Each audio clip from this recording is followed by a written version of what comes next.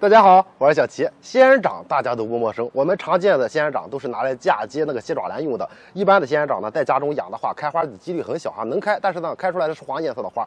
所以说，我们常见的仙人掌都是那种性质的，能够长得非常高大。今天呢，就给大家介绍一款仙人掌。这个仙人掌的价格是非常贵的哈，这一个呢就将近100块钱了。它叫做什么呢？叫做凤梨可乐塔。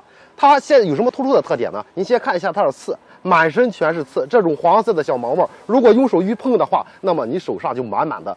除非用镊子单个去夹下来，不然的话，您是永远也摘不干净的。但是它这个特点是非常让人讨厌的，但它最突出的特点是我最喜欢的一个地方，就是它开花。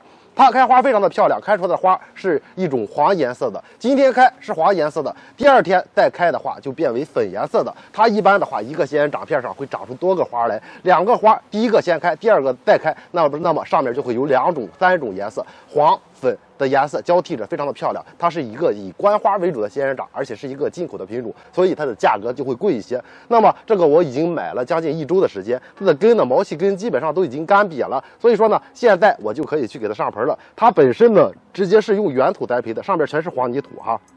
干的差不多了，我也没必要去给它修根了，因为仙人掌的耐受性能都非常的强，我们都知道啊，扔到那儿不管。